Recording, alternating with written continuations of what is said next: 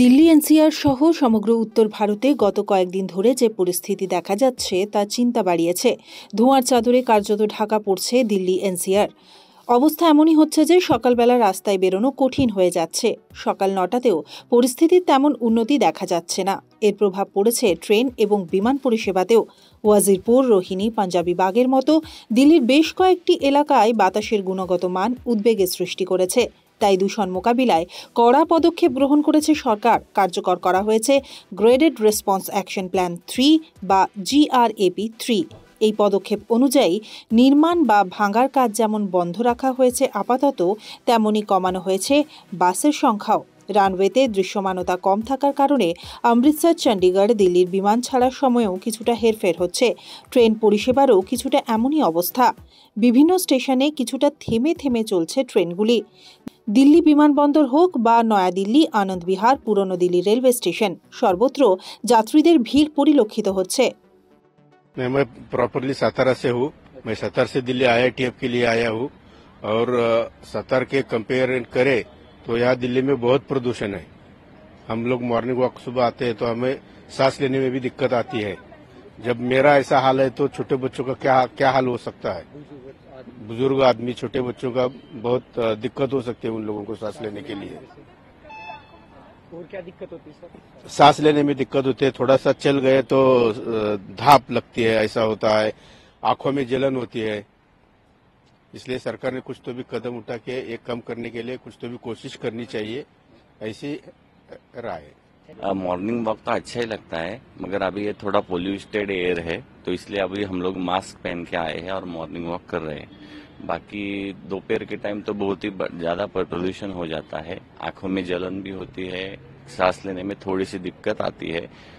तो इसलिए मैं तो सबको बोलूंगा मास्क पहनो। और दूसरा, अभी मैंने ये भी पढ़ा है कि बच्चों की ऑनलाइन क्लासेस चालू हो गई है और बाकी 10वीं और 12वीं की क्लासेस चालू है, मतलब स्टार्ट चल रहेगी, ऐसा पढ़ा है मैंने। छोटे बच्चों की ऑनलाइन कर दिए? हाँ, छोटे बच्चों के ऑनलाइन कर दिए। क्योंकि अभी के हाल का जो माहौल देखा जाए तो उस हिसाब से जो AQI जो एयर क्वालिटी इंडेक्स होता है वो लगभग 500 के लगभग पहुंच रहा है दिल्ली का। तो उस पर्सपेक्टिव से देखा जाए तो सरकार ने कुछ कदम उठाए भी हैं अपने। और मेरी पर्सनल बात की जाए, जैसे मैं मॉर्निंग वॉक करने आता हूँ यहाँ पे, तो यहाँ पे थोड़ा सा आंखों में इचिंग होना, गले में खराश होना, ये चीजें थोड़ा सा ये नॉर्मल सी हो रही हैं।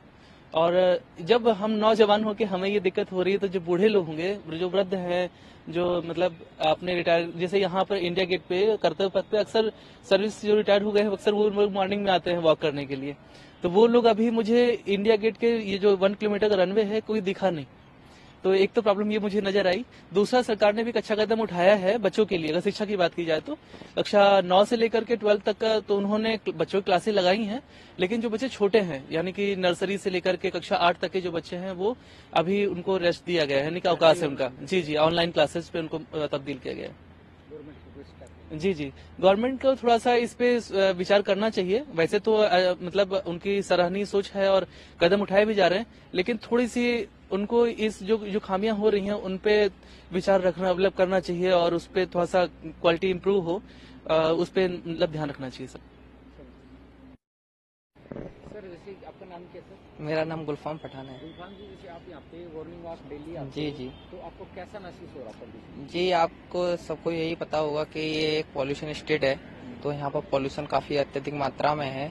तो इस वजह से ना हम सुबह रोजाना मॉर्निंग वॉक पर आते हैं तो यहाँ पर थोड़े आंखों में मिचिंग होती भी है, उससे बॉडी पे भी इफेक्ट पड़ता है। जब हमें इतना इफेक्ट पड़ रहा है तो जो बच्चे हैं छोटे या जो बूढ़े बड़े हैं उन पर तो बहुत इफेक्ट पड़ता होगा। तो अक्सर करके देखा गया कि हमें ना इस सब के लिए या तो ये जो गाड़ियां हैं उनको थोड़ा इनके एयर पॉल्यूशन को थोड़ा कम किया जाए या फिर थोड़े पेड़ बढ़ाए जाएं, जिससे ना इसमें पॉल्यूशन कम हो।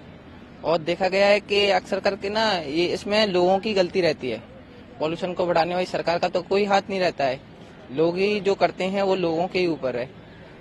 और फिर देखो सरकार ने बच्चों के लिए भी अच्छा कदम उठाया है, क्योंकि उन्होंने छोटे बच्चों की क्लास तो ऑनलाइन हो गई है, लेकिन जो बड़े बच्चे हैं 10th और 12th के उनको ऑफलाइन चलेगा, उनकी तो क्लास ऑफलाइन ही होंगी।